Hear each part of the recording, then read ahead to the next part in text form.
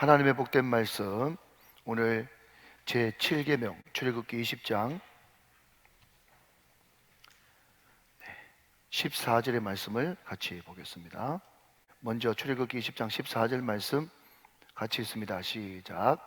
간음하지 말라. 쭉 넘어가서 마태복음 5장 27절로 30절 말씀까지, 신약성경 6페이지.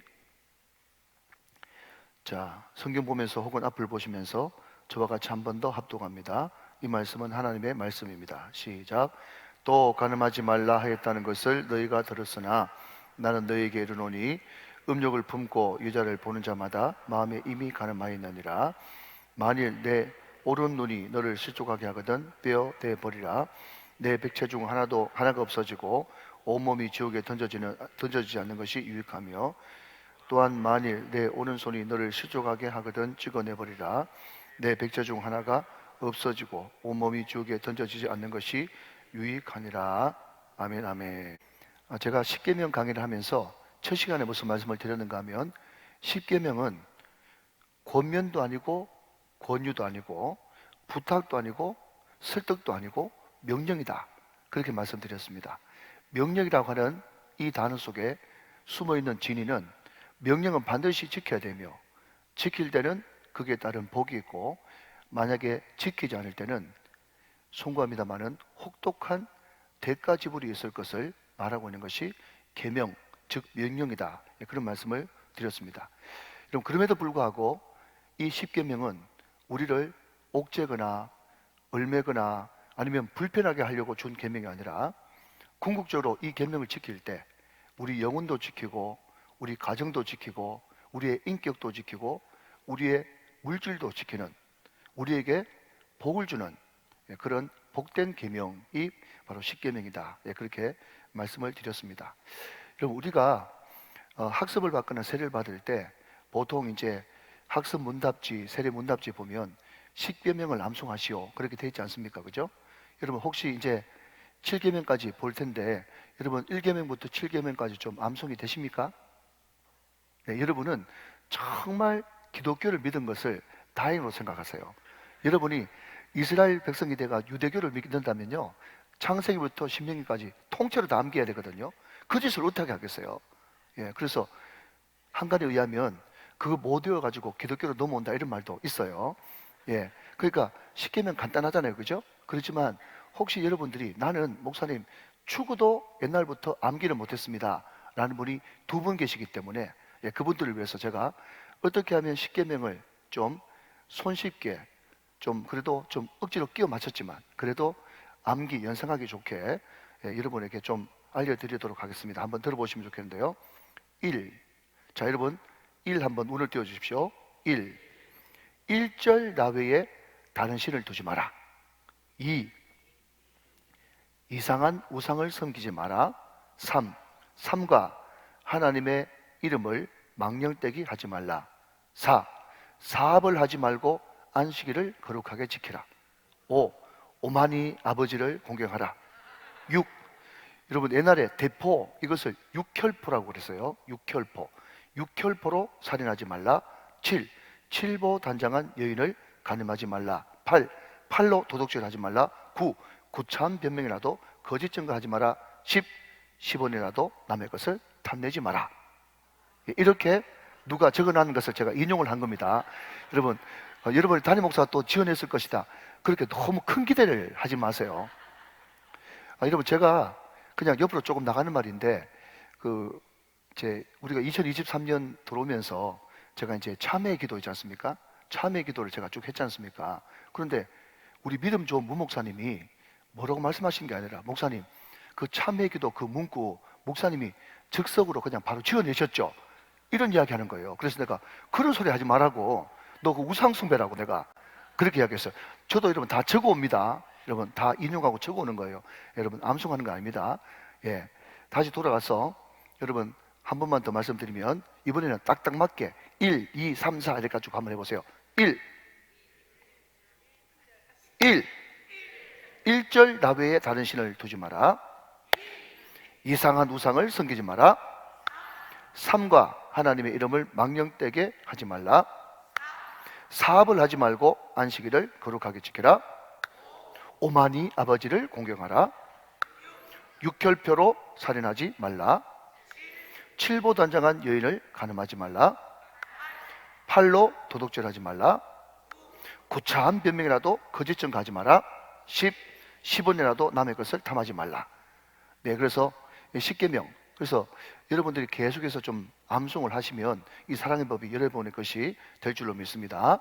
자, 오늘은 7계명, 칠보단장한 여인을 간음하지 말라, 이 말씀을 가지고 하나님의 말씀을 증거해 보자고 합니다.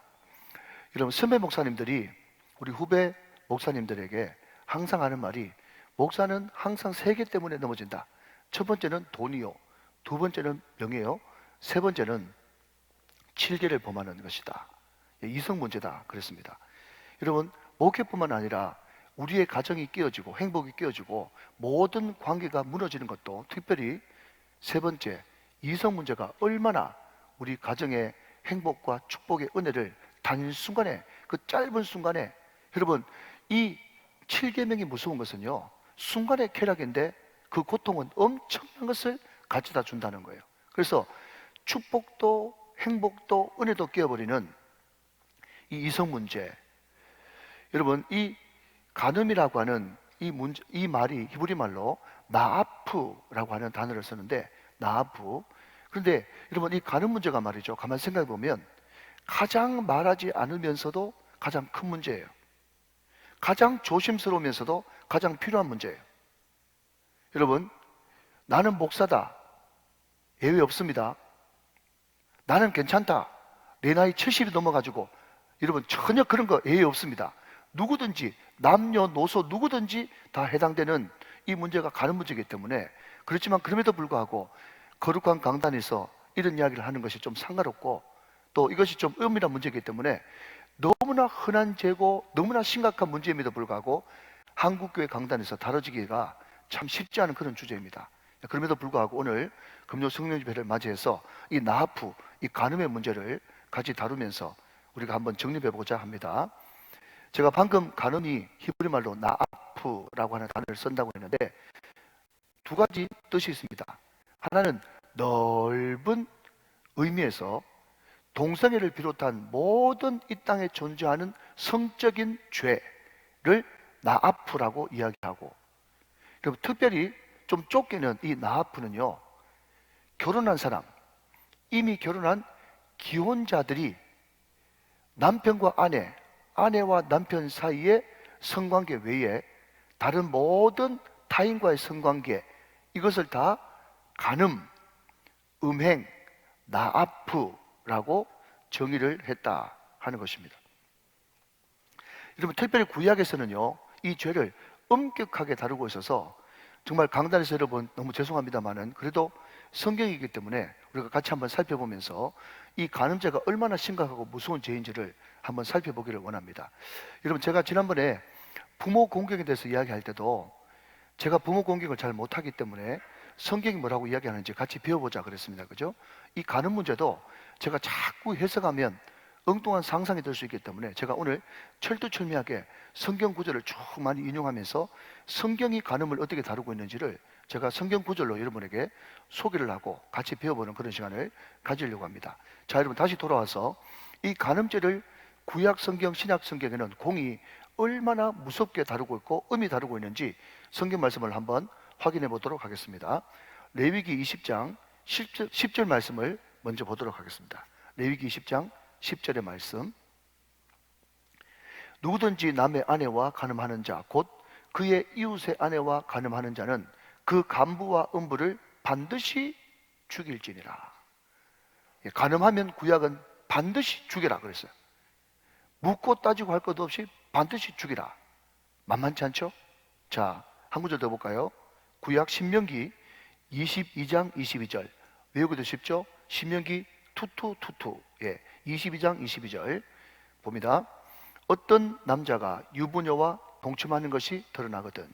자, 여러분, 제가 아까 간음 나아프가 큰 의미에서 좀 띄워놓으시고, 큰 의미에서는 동성애를 포함한 모든 성적인 범죄를 이야기하지만 좁은 의미에서는 기혼자, 이미 결혼한 사람들이 간음하는 거, 혼 외에 간음하는 그 모든 것들을 나쁘라고 그렇게 말씀드렸다 그랬습니다. 어떤 남자가 유부녀와 동침하는 것이 드러나거든 그 동침한 남자와 그 여자를 둘 다 죽여 이스라엘 중에서 악을 제할지니라 그랬습니다.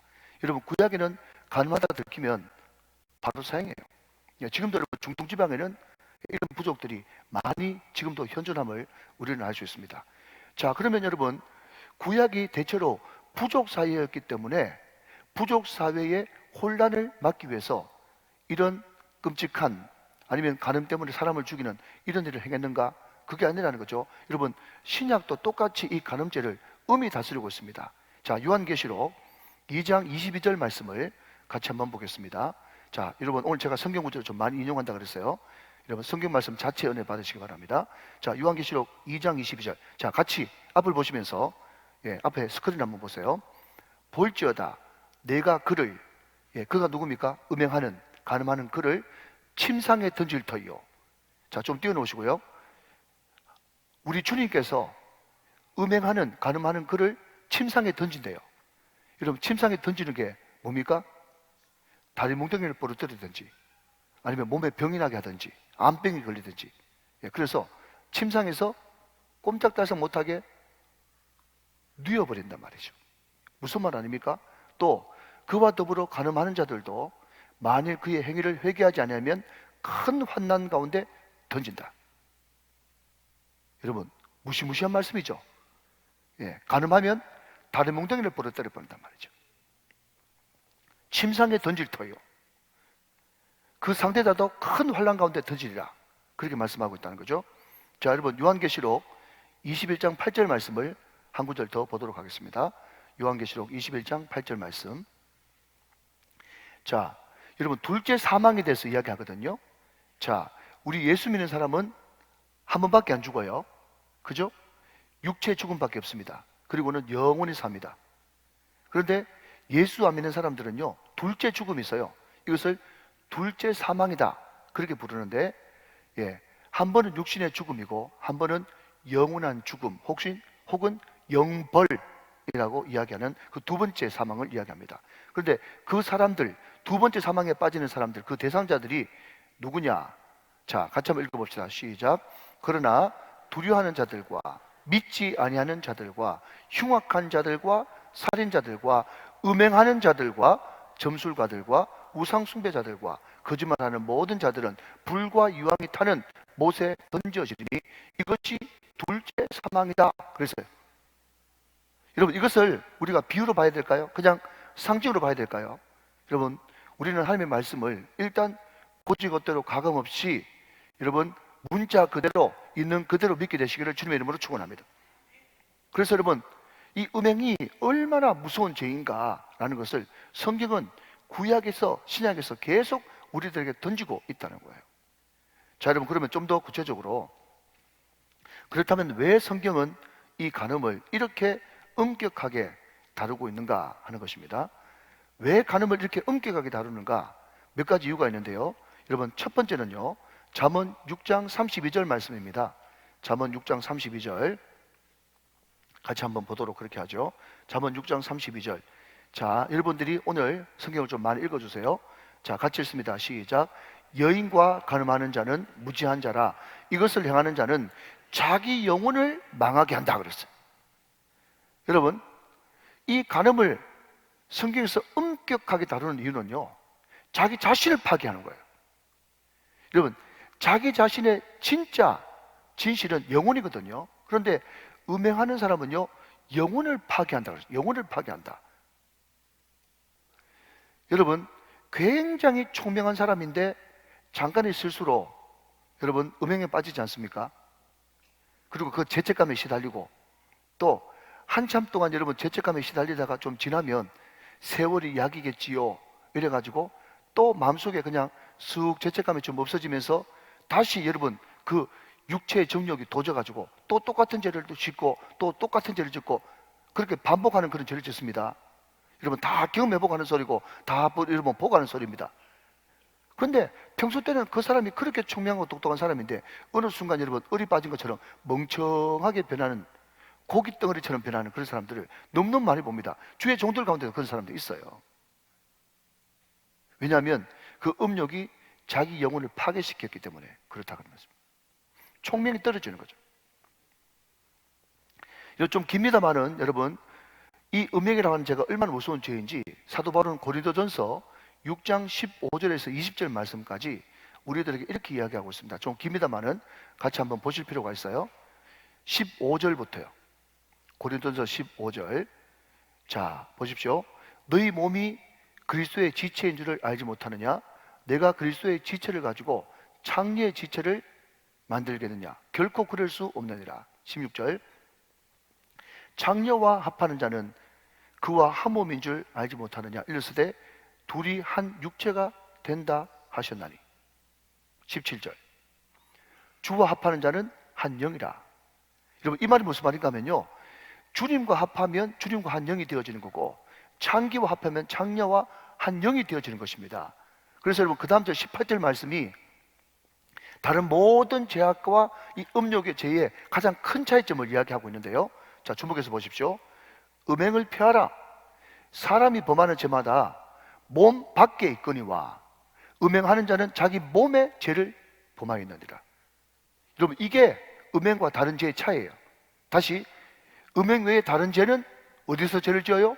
몸 밖에서 죄를 짓는데 음행은 몸 안에 죄를 짓는 거란 말이죠. 심각하죠, 여러분. 19절 말씀. 너희 몸은 너희가 하나님께로부터 받은 바 너희 가운데 계신 성령의 전인 줄 알지 못하느냐? 너희는 너희 자신의 것이 아니라 20절 같이 있습니다. 시작. 값으로 산 것이 되었으니 그런즉 너희 몸으로 하나님께 영광을 돌리라. 할렐루야. 여러분, 하나님께서 이 음욕을 얼마나 심각하게 다루고 있는지를 사도 바울은 명확하게 이야기합니다. 너희 몸 안에 죄는 지는 것이다. 너희 몸이 성전인데, 예수님의 피로 값주고 사신 하나님의 성전인데, 그러므로 하나님께 그 몸으로 영광을 줘야 되는데 그 몸으로 네가 몸 안에 죄를 짓고 있느냐? 여러분, 대단히 민망한 말입니다만은 음행하는 사람은 뭐와 같은가 하면요, 여러분 죄송합니다, 양해하고 들으십시오. 강대상 위에서 그런 엉뚱한 짓을 하는 것과 같단 말이죠. 그게 상상이 됩니까? 상상이 안 되는 일을 지금 하고 있는 거예요.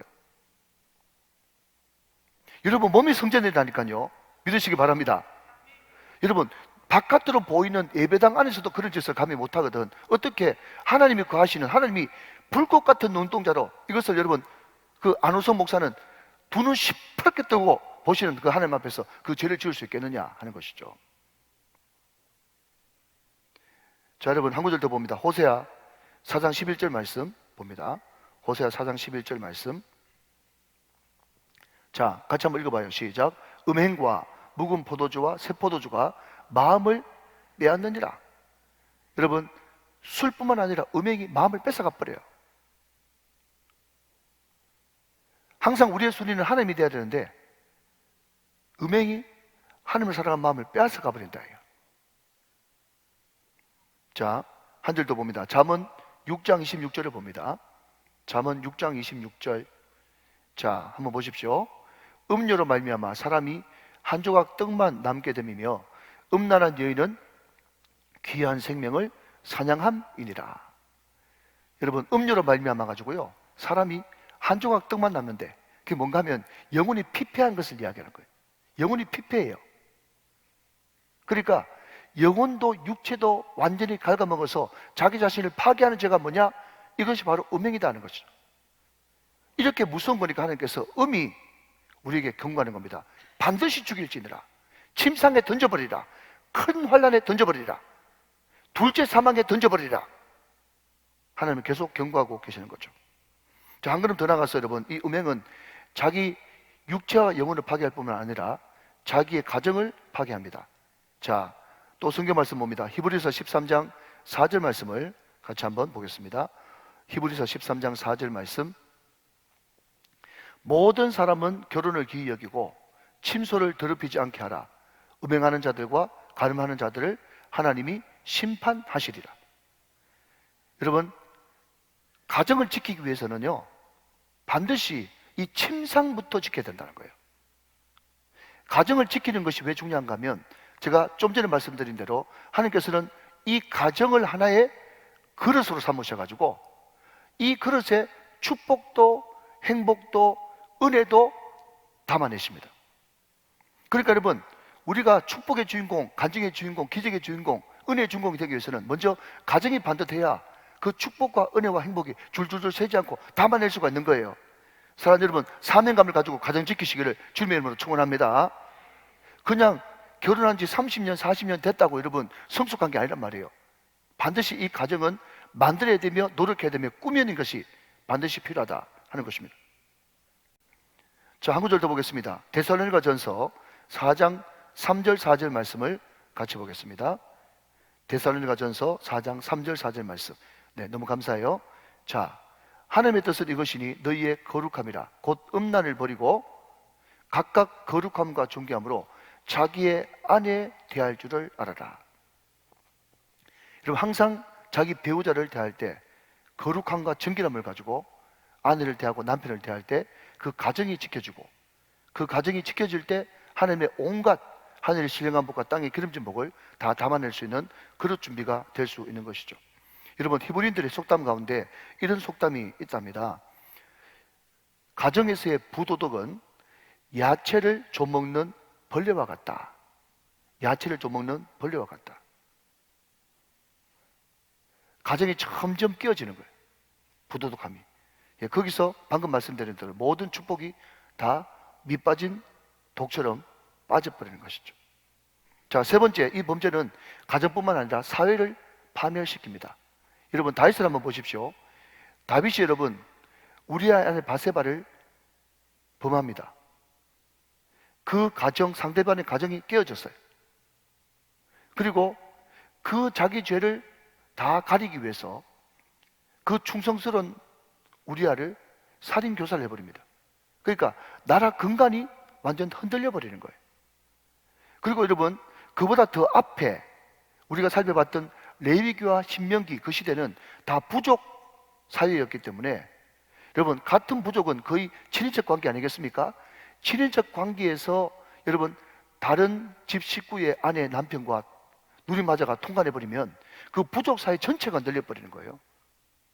그렇기 때문에 그 부족 사회를 지켜내는 것이 추장, 족장의 의무이고, 이것이 무너지는 것은 우리 족장의 우리 족속의 전체가 다 파멸하는 거나 마찬가지이기 때문에 반드시 그 사람을 죽이고 질서를 잡는 것이 유일한 대안이었기 때문에 반드시 죽일지니라, 반드시 죽일지니라, 그렇게 이야기를 하는 것입니다. 그렇다면 여러분, 제가 말씀드리고 싶은 것은 고대 여러분 모세 시대 때 그때만 그러면 그 반드시 죽일지니라 하는 그 법이 통하는 것이고, 지금은 사회가 커지고 또 대도시가 되고 국가가 커지니까 이때는 그것이 소용없느냐?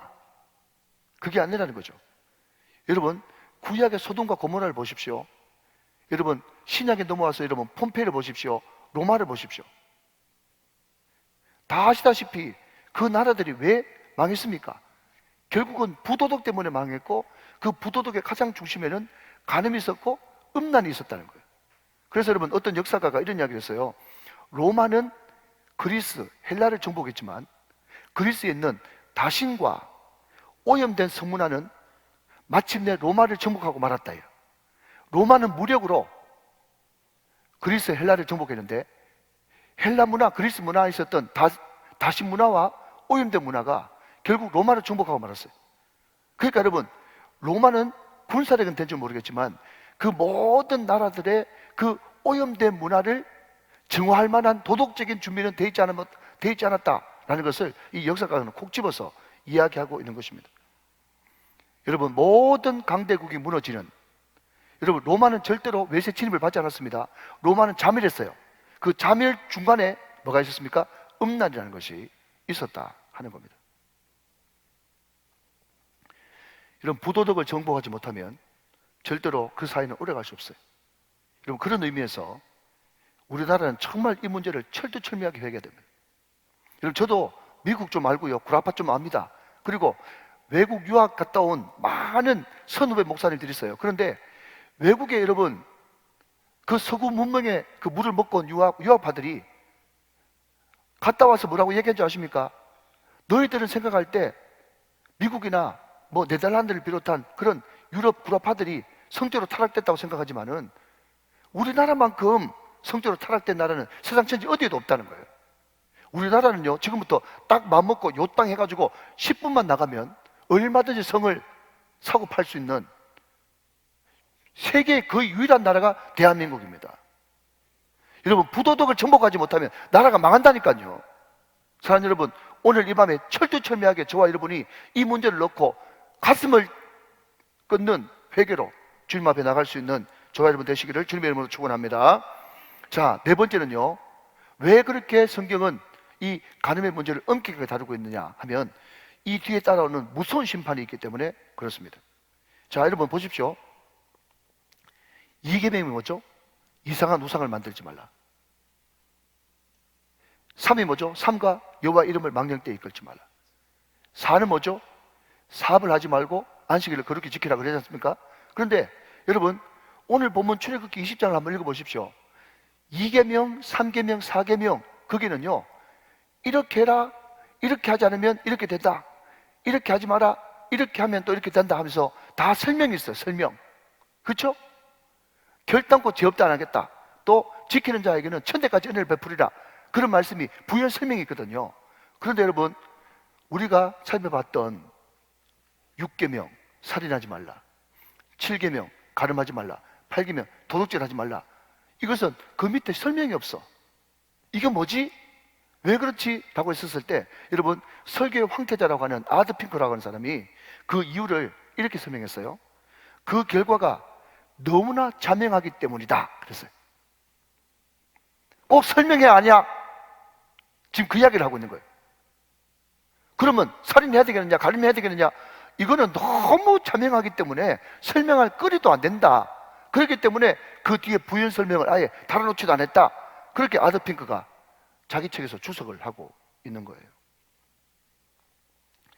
여러분, 하나님의 나라는요, 순결한 나라입니다. 거룩한 나라요, 깨끗한 나라입니다. 그래서 제가 항상 복음 전할 때 뭐라고 얘기하는가 하면, 누구든지 죄를 가지고는 천국 갈 수 없습니다. 제가 제일 먼저 물어보는 게, 형제님, 자매님, 혹시 형제님, 자매님 마음속에 죄 없어요? 죄 있지요? 어떤 사람은 잘 모르겠는데요. 형제님, 성경은 이야기하기를 생각으로 지은 것도 죄요, 마음으로 지은 것도 죄요, 행동으로 지은 것도 죄요, 결정적으로는 창조주이신 하나님을 믿지 않는 것도 죄라고 이야기하고 있습니다. 전 세계 인구가 지금 70이든 80이든 상관없이 성경은 아예 처음부터 선언했습니다. 모든 사람이 죄를 범하였다. 죄 있네요. 목사님 말씀 듣고 보니까 죄 있네요. 형제님, 그렇기 때문에 죄 있는 사람은 천국에 갈 수 없습니다. 왜냐하면 죄 있는 사람이 천국에 발을 디는 순간 그때부터 그 천국은 천국이 안 되기 때문에 그렇습니다. 여러분, 하나님의 나라 천국은 거룩한 곳이고 순전한 곳입니다. 여러분, 이 전제하에서 고린도전서 6장 9절 말씀을 한번 읽어보겠습니다. 고린도전서 6장 9절 말씀을 같이 한번 보세요. 자, 같이 한번 읽어볼까요? 시작. 불의한 자가 하나님의 나라를 유업으로 받지 못할 줄을 알지 못하느냐? 미혹을 받지 말라. 그 다음, 음행하는 자나 우상숭배하는 자나 간음하는 자나 탐색하는 자나 남색하는 자나 10절 말씀, 도적이나 탐욕을 부리는 자나 술 취하는 자나 모욕하는 자나 소기업하는 자들은 하나님의 나라를 유업으로 받지 못하리라 그랬어요. 자, 여러분, 항상 둘째 사망, 하나님의 나라, 천국, 지옥 이런 거 이야기할 때 빠지지 않고 등장하는 것이 뭡니까? 간음이요, 여러분, 음행입니다. 여러분, 그래도 끝까지 이것을 그냥 상징으로 보겠습니까? 아니에요. 오늘 우리는 이 말씀을 정말 부들부들 떨리는 마음으로 우리가 받아야만 되는 것입니다. 왜 그렇습니까, 여러분? 레위기 11장 45절 말씀에 내가 거룩하니 너희도 거룩할지니라 라고 말씀했기 때문에 그렇습니다. 하나님의 성품이 거룩이에요. 여러분, 믿는다는 것은 관계고, 믿는다는 것은 합한다는 것을 의미하기 때문에 우리 하나님께서 거룩하시다면, 믿음으로 그분과 합해졌다면 우리도 거룩이 자연스러운 본능으로 자리 잡아야 되는 것이죠. 여러분, 그 이야기 있지 않습니까? 여러분 잘 알다시피 성 어거스틴, 얼마나 그 사람이 거룩하게 살고 하나님을 사랑했으면 성자라고 하는 성 어거스틴이라고 불렀겠습니까? 근데 이 사람은 한때 여러분 탕자였어요. 또 이단을 믿고 육체적으로 방탕한 사람이었어요.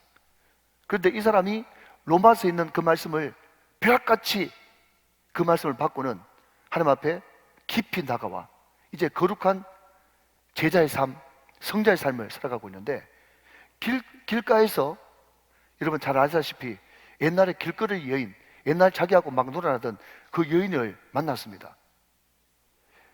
사제복을 하고 있고 또 구별된 옷을 입었지만 너무나 그 어거스틴을 잘 알기 때문에 그 여자가 딱 한눈에 알아보고 당신 어거스틴 아니에요? 아우구스티스 아니에요? 하면서 계속해서 따라오면서 너 맞지? 너 맞지? 하면서 계속 따라오니까 어거스틴이 너무 괴로워가지고 그때 유명한 역사적인 말을 남깁니다. 들어보십시오. 너는 너지만 나는 내가 아니야. 그 여자가 말이죠, 어거스틴 나 몰라요, 나예요 나 하면서 계속해서 따라다니니까 어거스틴이 하는 말이 너는 너지만 나는 내가 아니야. 이게 뭡니까? 김익두 사망, 어거스틴 사망. 누구와 함께? 예수와 함께. 나는 죽고 예수로 사는 삶. 너는 너지만 나는 내가 아니야. 나 이 사람은 죽었어. 나 이 사람은 죽었어. 여러분, 그렇다면 우리가 이 간음과 이 음행을 어떻게 이기고 승리할 수 있는가라는 것을 제가 간단하게 6가지로 요약을 하겠습니다. 여러분 쭉 한번 따라해 보시죠. 자, 따라와 보시죠. 첫 번째는요, 피해야 됩니다. 자, 한번 따라 합시다. 피하라. 자, 여러분 이게 굉장히 중요한, 여러분 가장 강력한 영적 전쟁의 무기고 승리의 비결입니다. 특별히 여러분 7계명 간음이라고 하는 이죄를 이기기 위해서는요, 이 피하라가 엄청난 그런 무기예요. 자, 성경 봅니다. 디모데후서 2장 22절 말씀을 같이 한번 보겠습니다. 디모데후서 2장 22절 말씀. 또한 너는 청년의 종력을 피하고 주를 깨끗한 마음으로 부르는 자들과 함께 의와 믿음과 사랑과 화평을 따르라. 청년의 종력을 피하고 그리고 거룩한 공동체와 함께 따르라. 피하고 따르라. 항상 여러분 성경은요, 비우는 종교가 아닙니다. 비웠으면 채워야 되는 거예요. 피했으면 따라야 되는 것이죠. 믿으시면 아멘. 여러분, 피하라라고 하는 이 단어의 원어적 뜻은요, 반대쪽으로 가능한 빨리 도망가라, 이런 뜻이에요. 반대쪽으로 말이죠. 그러니까 의와 평강과 은혜 쪽으로 빨리 도망가는 것이 필요한 거죠. 빨리 따라가는 것이 중요하죠. 청년의 종력을 피해야 되는 것이에요. 여러분, 이 간음죄는요, 우리가 싸워야 될 죄가 아니고요, 이것은 피해야 될 죄인 것입니다. 자, 한번 따라하면 좋겠습니다. 마귀는 대적하고 음욕은 피하라. 시작. 마귀는 대적하고 음욕은 피하라. 이게 영적 전쟁의 승리 비결이에요. 여러분, 저하고 이제 제자 훈련 하시는 분들 보면요, 이 영적 전쟁에 이 음행 부분이 있거든요. 근데 거기에 어떤 예화가 나오는가 하면, 한 대학 다니는 두 남녀가 있어요. 둘이 CC과 커플이에요.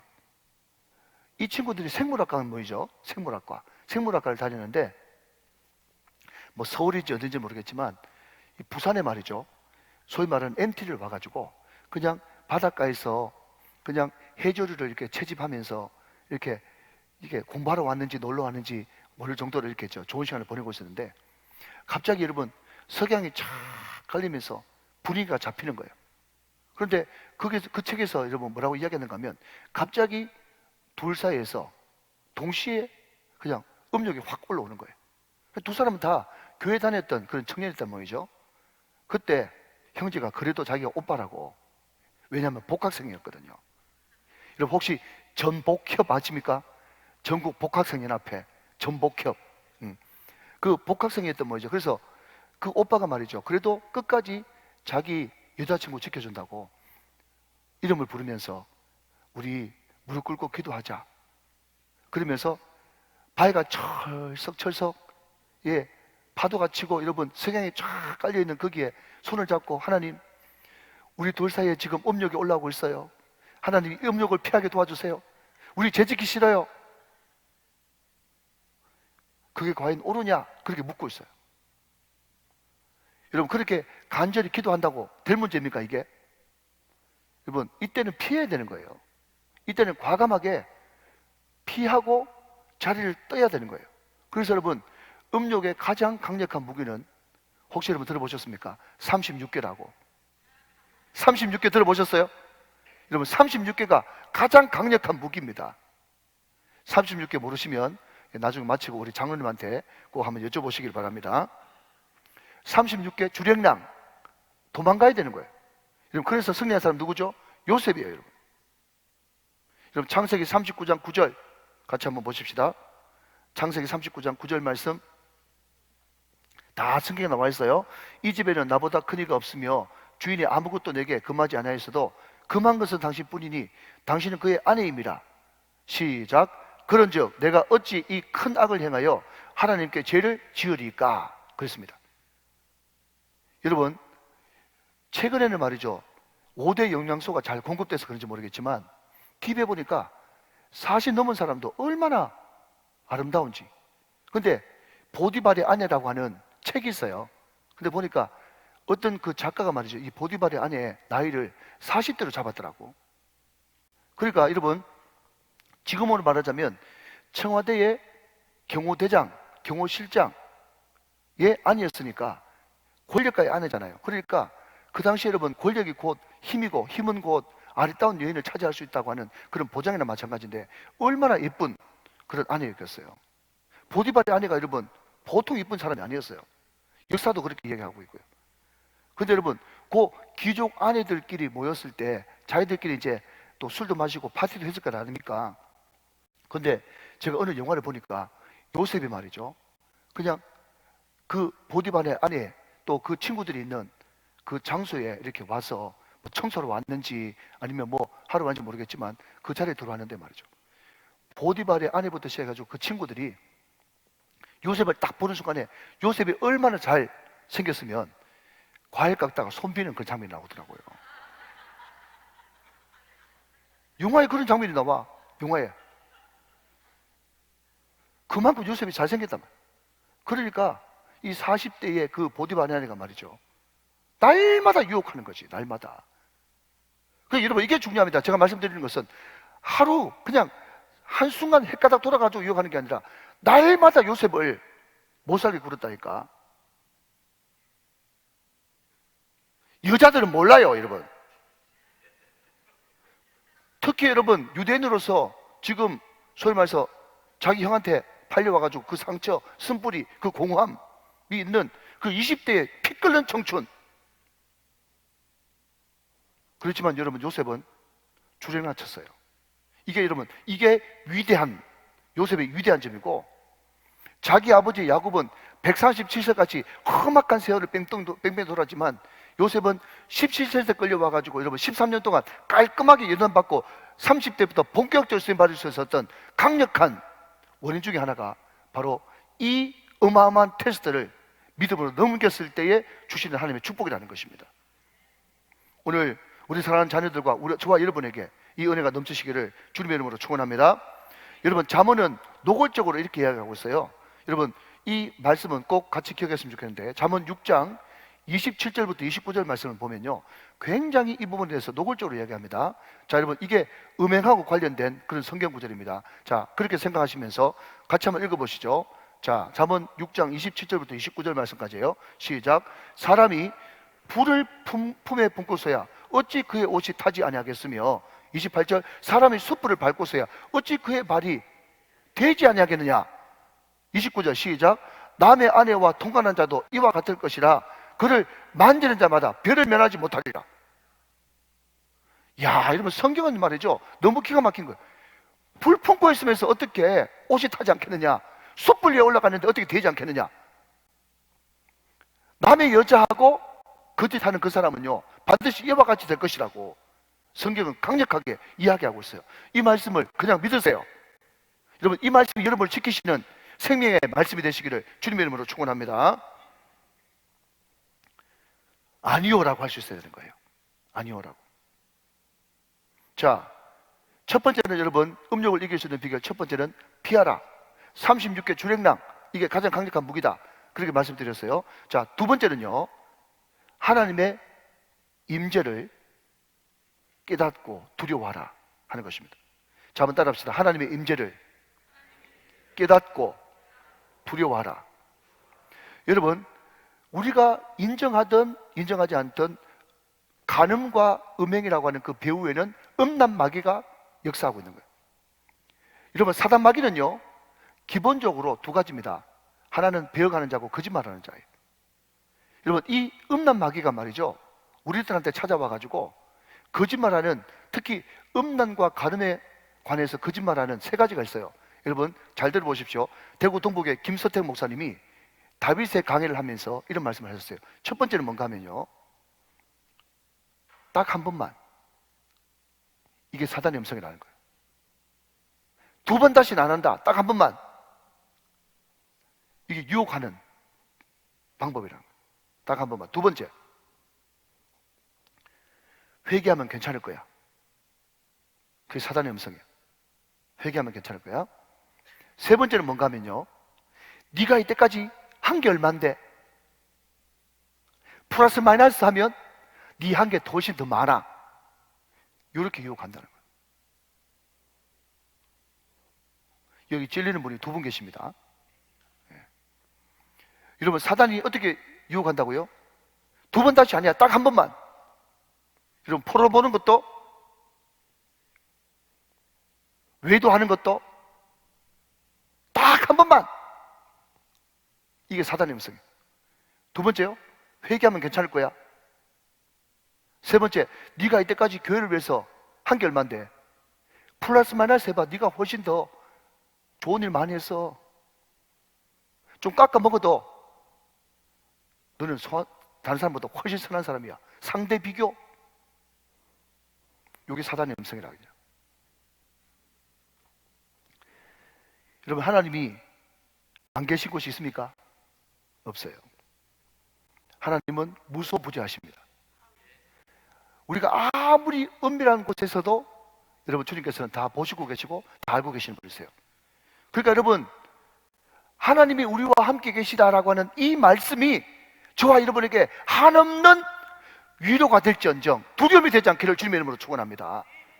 여러분, 하나님이 24시간 365일 일거수일투족 나의 모든 것을 다 지켜보고 계시다라고 하는 이것이 말이죠, 억울한 일을 당했을 때, 내가 은밀한 곳에서 기도할 때, 작은 신음으로 토해낼 때, 이때는 말이죠, 사람들은 모르지만 여러분, 그래서 우리 신앙의 선배들이 어떤 찬송을 자주 불렀어요. 아시지요, 아시지요. 사람은 몰라도 하나님은 안단 말이죠. 여러분, 이것 때문에 위로받고 견딜 수 있었습니다. 요즘에 여러분, 제가 한 이틀 동안 많이 힘들었어요. 그게 뭔가 하면요, 여러분, 우리 교회가 은혜롭다는 소문이 나니까 말이죠, 시기 질투하는 사람들이 있더라고요. 시기 질투하는 사람이. 그래가지고, 자, 여기까지 합시다. 말을 너무 모질게 하는 거예요. 여러분, 혹시 면전 앞에서 패싱 당해보셨습니까? 패싱? 마음이 너무 힘들었어요. 안 되면 안 하면 되지 뭐, 이런 마음이 들면서 그만두고 싶은 마음이 들었어요. 울산 성시와에 대해서 말이죠. 그래도 여러분, 제가 다시 회복할 수 있었던 것은 내 마음 중심을 하나님이 하시지, 이런 마음 때문에 다시 일어날 수 있는 거예요. 사랑하는 여러분, 하나님이 24시간 365일 같이 하신다라고 하는 이것이 어떤 사람에게는 한없는 위로가 되는 사람이 있고 어떤 사람에게는 두려움이 되는 사람이 있어요. 사랑하는 여러분, 하나님의 위로가 되시길 바랍니다. 하나님이 지켜보고 알고 계시다는 것이 두려움이 된다면 여러분, 그 사람은 불행한 사람이에요.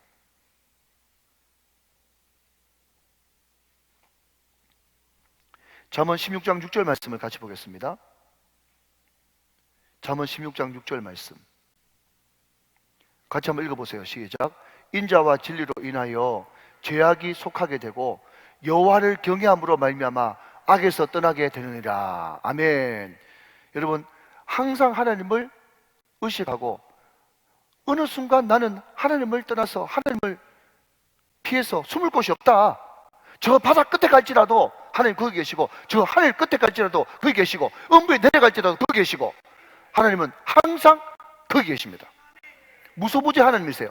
그러니까 여러분, 그 하나님의 임재를 항상 느끼는 사람이 여러분 음란을 피하고 승리할 수가 있는 것이죠.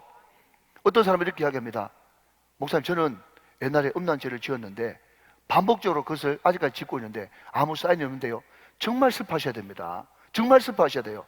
여러분, 이 세상에서 가장 무서운 형벌은 뭔지 아십니까? 내어버려 두는 것입니다. 유기되었다, 신학적으로 그렇게 이야기합니다. 여러분, 부모가요, 갈 때까지 갔다가 한계를 넘으면 할 수 있는 마지막 조치는 내버려 두는 겁니다. 간섭 안 하고. 그게 가장 무서운 벌이에요. 무신론자가 그런 이야기 했다지 않습니까? 내가 지금 하나님이 없다는 것을 증명해 보겠습니다 하면서 사람들 앞에서 정말 흔히 하는 말로 우리가 일상생활에 듣다 보지 못한 그런 말을 가지고 하나님을 막 욕하고 모욕하고 했어요. 못 오겠어요. 좀 지나고 나서 하는 말이 뭔가 하면은, 이렇게 하나님을 모욕하고 모독하는데도 나한테 아무 비락도 안 떨어지죠? 여러분, 이게 바로 신이 없다고 하는 증거입니다 하면서 거슬을 뻥뻥 쳤다는 거예요. 그때 여러분, 성직자 한 명이 지나가면서 그 사람한테 했던 말이 뭔가 하면, 당신 보니까 정말 하나님이 있다는 것을 증명했습니다. 왜 그런지 아십니까? 하나님은 정말 가능성 없는 사람한테는 아예 내버려 두시거든요. 당신은 하나님께 지금 가장 강력한 벌을 받고 계신 것입니다. 로마서 1장 24절 같이 한번 보시죠. 로마서 1장 24절 말씀, 잘 아시는 말씀이죠. 자, 같이 읽습니다. 시작. 그러므로 하나님께서 그들을 마음의 정욕대로 더러움에 내버려 두사 그들의 몸을 서로 욕되게 하게 하셨나니. 뭘 하든지 말든지 하나님께서 그냥 내버려 두는 거예요. 이게 가장 무서운 형벌이라는 것입니다. 사랑하는 여러분, 왜 하나님은 내가 뭐 할 때마다 일거수일투족 간섭하시고, 그래서 어떤 목사님은 그러더라고요. 나는 침 삼킬 겨를도 없이 하나님께서 간섭하신다. 그렇게 이야기하니까 옆에 있는 목사님이, 너는 침 삼킬 정도냐? 나는 숨 쉴 겨를도 없이 간섭하신다. 여러분, 하나님이 간섭할 때가 좋을 때입니다. 하나님께서 간섭하실 때가 좋을 때예요. 그때 하나님 앞에 감사하면서 고치면 되는 겁니다. 하나님의 사랑하셔서 잔소리를 많이 하시는 거예요. 여러분, 정말 이야기를 해도 될지 안 해도 될지 모르겠지만은 제 집사람이 그렇게 하지 마세요, 그렇게 하지 마세요, 그때가 참 좋았던 것 같아요.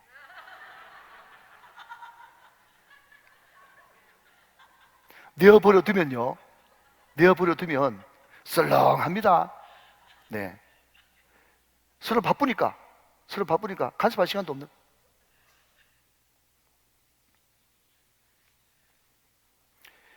자, 여러분, 세 번째입니다. 특별히 이 나프, 이 간음은 말이죠, 기혼자, 이미 결혼한 사람, 그 사람에 해당되는 그런 이야기다 말씀을 드렸죠. 그렇기 때문에 여러분, 부부 사이에 사랑의 뜰을 더욱 견고하게 해야 됩니다. 자, 창세기 2장 24절 말씀을 보겠습니다. 창세기 2장 24절 말씀.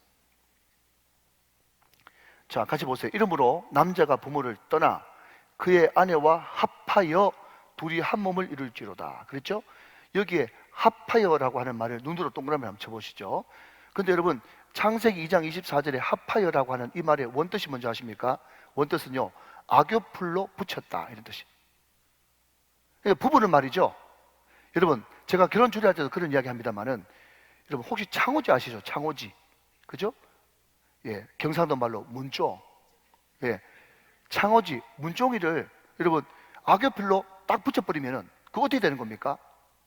떼면은 찢어지는 거예요. 여러분, 그래서 이 부부 사이를 여러분 악교풀로 붙인다라고 하는 합하여라는 단어를 썼고, 얼마나 합해졌으면 둘이 한 몸을 이룬다 그랬어. 한 몸. 그게 여러분 부부의 정의예요. 절대로 뗄래야 뗄 수 없는 관계. 여러분, 성은 아름다운 것입니다. 하나님 주신 축복이에요. 그래서 옛날 철학에서 내려왔던 두 가지 극단이 있죠. 하나는 금욕주의. 금욕주의가 뭐죠? 영은 선하고 육은 악하다고 해가지고 무조건 이 육은 그냥 버릇을 들여야 된다 해가지고 금욕주의, 학대하는 거, 자기를 학대하는 거. 근데 이게 굉장히 여러분 성스럽게 생각하고 홀리하게 생각했는데 그것은 절대로 기독교 사상이 아닙니다. 그리고 또 하나는 쾌락주의가 있죠. 에피쿠로스 아빠 쾌락주의. 그 쾌락주의도 여러분 결단코 기독교 문화가 아닙니다. 성은 아름다운 것이에요. 언제만 아름답습니까? 언약 안에서만 아름답고 부부 안에서만 아름다운 거예요. 여러분, 정말 우리 한국이라고 하는 이 나라는 성에 완전히 개방된 나라가 됐기 때문에 부부간에 더 깊이 사랑하고 더 깊이 하나 돼야 이 모든 악에서 우리는 승리할 수가 있는 겁니다. 더 친근함이 넘쳐야 되는 거죠. 여러분, 성경은 계속해서 이 음란을 피하기 위해서 총각들에게, 처녀들에게, 또 기혼자들에게 계속해서 혼인하고 혼인 안에서만 이루어질 것을 말씀하고 있습니다. 여러분, 특별히 청년들한테도 뭐라고 얘기하는가 하면 사도 바울은 절제할 수 없거든 혼인하라 그랬어요. 물론 여러분, 그 성관계가 결혼하는 것의 모든 조건은 아니지만 그럼에도 불구하고 상당히 많은 부분 네가 절제를 못하기 때문에 결혼해서 아름답게 부부관계를 이루는 것이 좋다라고 이야기하고 있고, 자, 여러분 고린도전서 기왕 살펴본 거 7장 2절 3절 말씀을 읽고 다음으로 넘어가도록 하겠습니다. 고린도전서 7장 2절 3절 말씀입니다. 자, 사도 바울이 성경에서 이야기하고 있는 말씀이에요.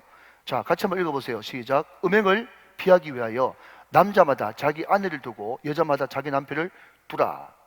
시작. 남편은 그 아내에 대한 의무를 다하고 아내도 그 남편에게 그렇게 할지라. 여기서 의무는 부부간의 성을 이야기하는 것입니다. 그래서 부부간에서 만끽하는 정말 행복한 만족한 그런 부부관계가 이루어질 때 우리는 음행과 가늠에서 승리할 수 있다라고 성경은 이야기하고 있죠.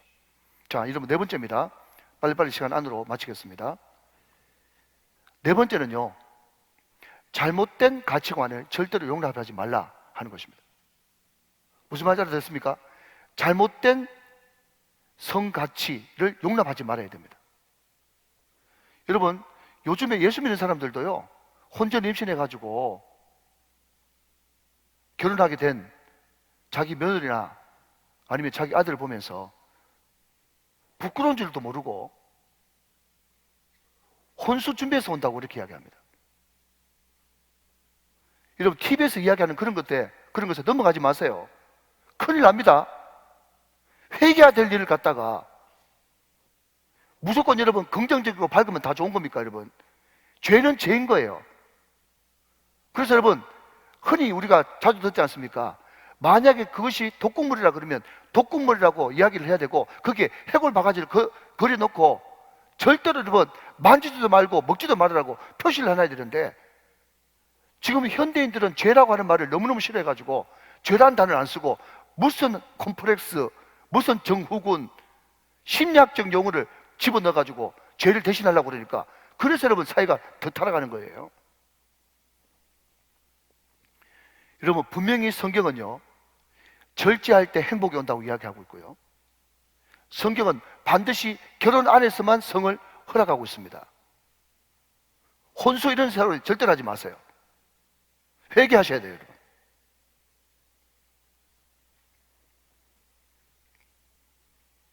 대학가에 지금 아시다시피 동거하는 사람이 한둘이 아닙니다. 동거하는 사람이. 버젓이 교회 다니는 사람들도 동거해가지고 맞춰보고, 뭘 맞춰봐요? 특히 자매들 같은 경우는 동거했다 그러면 여자가 90% 이상 더 손해입니다.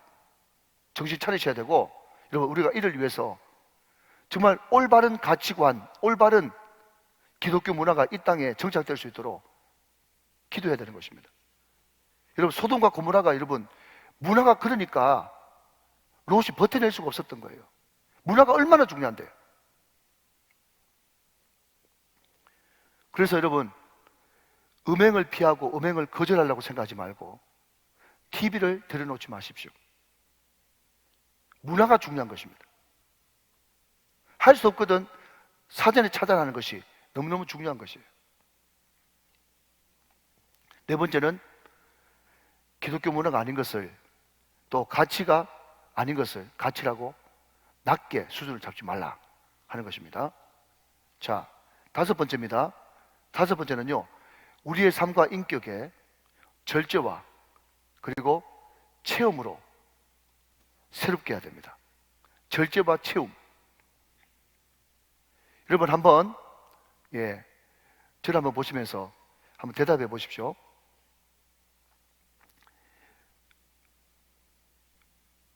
먹방을 보면서, 그죠?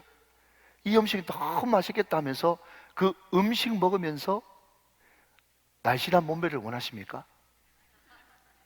그럼 그게 말이 되는 소리예요? 음식은 마음껏 먹고 싶고 날씬한 몸매는 가고 싶고, 그런 건 없습니다. 그런 것은 아예 없어요. 그게 뭐와 같은가 하면요, 네모난 삼각형이란 말과 똑같은 말이에요. 그러니까 여러분, 절제를 못하는 것을 우리는 뭐라고 부르는가 하면요, 우리는 중독됐다고 이야기하는 거예요. 중독이 뭐죠? 절제하고 싶어도 절제를 못하는 게 중독이에요. 중독된 것을 다른 말로 바꿔볼까요? 노예예요, 노예. 묶인 거죠. 절대로 여러분, 세상은 멈추지 말라 그럽니다. 네 하고 싶은 대로 하라 그럽니다. 그러나 하나님의 진정한 행복은 절제 가운데서 나오는 겁니다. 그리고 여러분, 절제하고 그것을 비웠다고 되는 것이 아니라 우리는 말씀과 기도로 그 영혼을 채워야 되는 것이죠. 우리가 잘 아는 것처럼 비고 소저됐는데 더 악한 귀신 7을 데리고 돌아왔다고 하지 않습니까? 그리고 여러분, 디모데전서에도 뭐라고 이야기하는가 하면요, 혼인을 금하라, 식물을 펴라. 그 당시에 여러분, 금욕주의자들이 우리가 경건하게 살기 위해서는, 말세 성도로 살기 위해서는 혼인을 금하라, 식물을 펴라, 그렇게 이야기합니다. 그러나 사도 바울은 명확하게 그 금욕, 그것이 하나님의 뜻이 아니고 하나님의 뜻을 먼저 아니? 하면서 디모데전서 4장 5절 말씀을 우리들에게 가르쳐주고 있어요.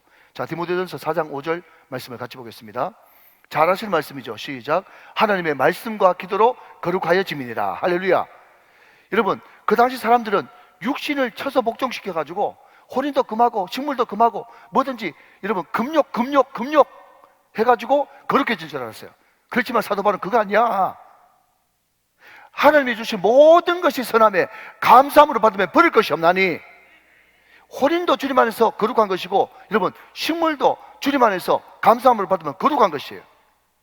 그 금욕이 너희들을 거룩하게 하는 것이 아니라 하나님의 말씀과 기도로 거룩하여지니라.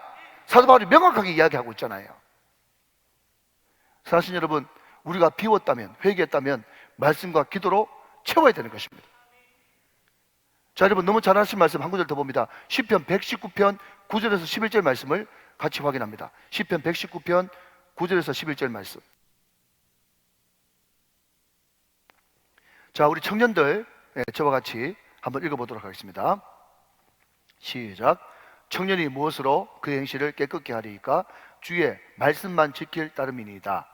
내가 전심으로 주를 찾았사오니 주의 계명에서 떠나지 말게 하소서.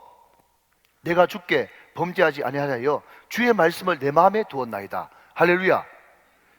여러분, 오늘 주신 이 말씀을 마음속에 잘 간직하면 이 말씀이 여러분을 지켜주는 거예요.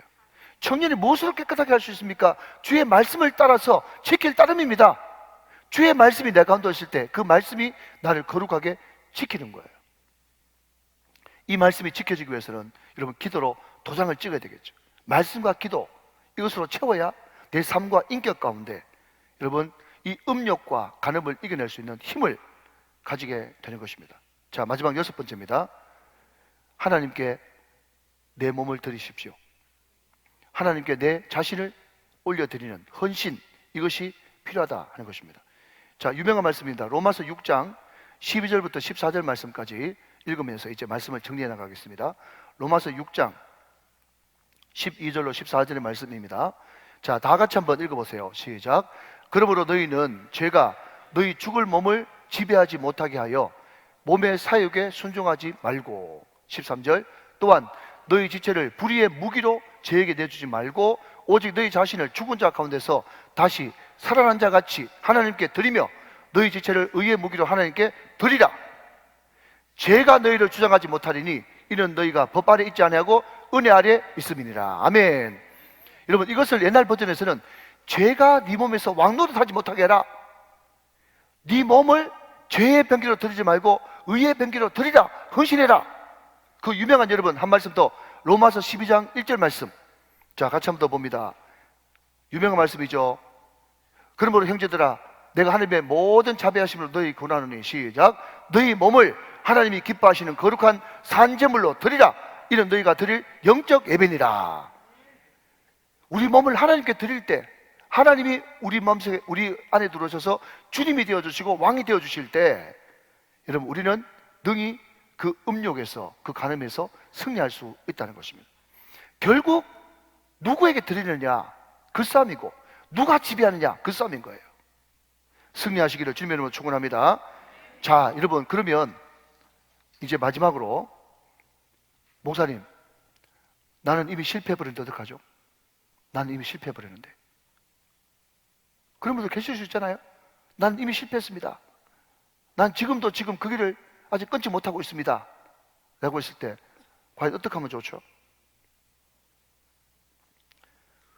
여러분, 말씀으로 해답을 드립니다. 고린도전서 6장 9절에서 11절 말씀을 같이 보겠습니다. 고린도전서 6장 9절에서 11절 말씀. 불의한 자가 하나님의 나라를 유업으로 받지 못할 줄을 알지 못하느냐? 미혹을 받지 말라.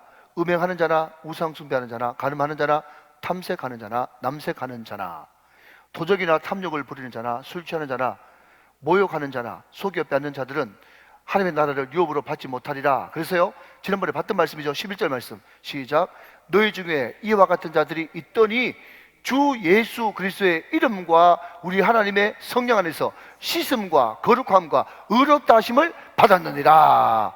아멘. 여러분, 철저하게 회개하는 것입니다. 뭐로요? 예수님의 이름과 보혈의 능력으로. 여러분, 이게 복음이에요. 여러분, 그래서 항상 많은 신앙의 선배 목사님들이 설교는 항상 율법적인 설교가 되면 안 되고 복음 설교가 돼야 된다, 그렇게 이야기하는데, 왜 그런가 하면 이미 많은 사람들이 이 죄를 범하고 있거든요. 그러면 목사님, 나는 이미 배려버렸는데 어떡합니까? 라고 한다면, 여러분, 고린도전서 6장 9절 10절에 언급되어 있는 그 수많은 죄를 지었다고 할지라도 주 예수 그리스도의 이름과 보혈의 능력 앞에 철저하게 회개하면 그 놀라운 씻음과 거룩하게 하심이 너를 의롭게 만들어준다는 말이에요. 여러분, 의롭다는 말이 무슨 말이냐? 내가 한 번도 죄를 범치 않은 것처럼 여겨주신다. 여러분, 제가 주일 나레배 설교 때도 말씀드렸습니다. 우리 주님께서 도말하신다고요. 기억하지도 않으신다고요. 여러분, 단순히 용서해달라고 하는 수준이 아니라 우리 하나님의 용서는요, 기억조차 하지 않는다니까요. 마치 여러분, 바늘 하나를 바다에, 그 태평양 바다에 떨어뜨리면 도무지 못 찾는 것처럼 동이 새에서 먼 것 같이 우리 죄를 옮기시고 잊어버리십니다. 이게 회개의 영광입니다, 여러분. 여러분, 여기에 놀라운 복음이 있는 거예요. 우리가 이 시간에 예수 그리스도의 이름과 보혈의 능력으로 철저하게 회개하기만 하면 우리 하나님께서 성령의 씻음과 새롭게 하심으로 우리를 의롭다고 말씀해 주신다는 것입니다.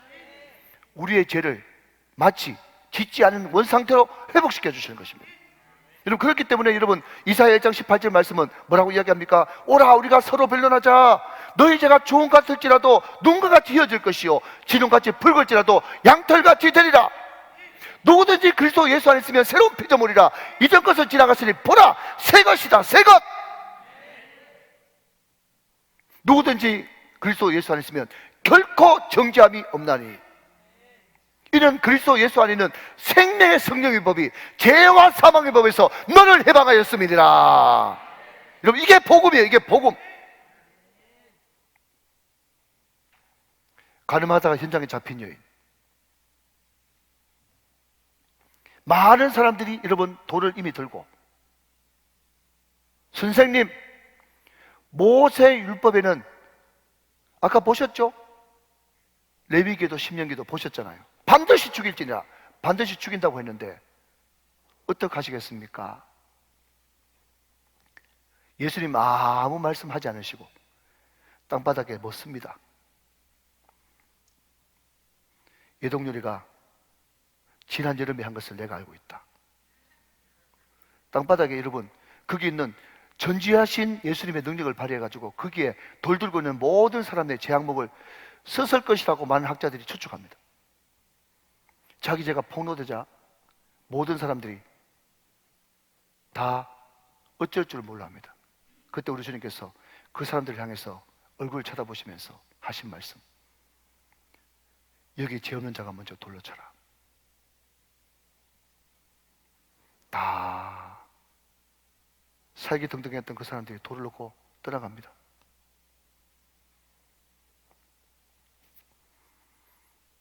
사랑하는 딸아, 나도 너를 정죄하지 아니하노니